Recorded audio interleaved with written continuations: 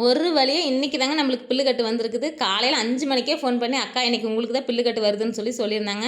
நம்ம ஒரு 4 ஊடு, 5 ஊடு சேர்த்து பிரிச்சுக்கலாம் அப்படின்னு சொல்லி ஒரு நடையே வர சொல்லிட்டோங்களா. நம்ம வந்து ஒரு 75 கட்டு மட்டும் எடுத்துக்கிட்டு, மீதியெல்லாம் மத்தவங்க பிரிச்சு எடுத்துக்கிட்டாங்க. சரி அப்பயே பில்லுக்கட்டு அடுக்கிரலாம் அப்படின்னு சொல்லி பார்த்துட்டு இருந்தோம். கொஞ்சம் ஈரமா இருந்ததுங்களா, சரி பிரிச்சு அதுக்கப்புறம் காய வச்சு போர் போட்டுக்கலாம். வெயில் வரட்டும் அப்படின்னு சொல்லி விட்டாச்சுங்க. அதுக்கப்புறம் தான் பால் பீசவே ஸ்டார்ட் பண்ணேன். எப்படினாலும் இன்னும் ஒரு 10 நிமிஷம் இருக்குது. அதுங்காட்டி பால் பீசிரலாங்க. வெள்ளை மாட்டுலலாம் பால் பீசவே முடியாது. அப்படியே டைட்டா இருக்கும். இதே செவல மாட்டுல பால் பீசினா பூ மாரி, பஞ்சு மாரி இருக்கும். பீசுறதுக்கு கையும் வலி எடுக்காது. சரி பாலெல்லாம் பீசிட்டு, அதுக்கப்புறம் செடிக்கெல்லாம் தண்ணி விடலான்னு சொல்லி தண்ணி விட்டுட்டு இருந்தேங்க.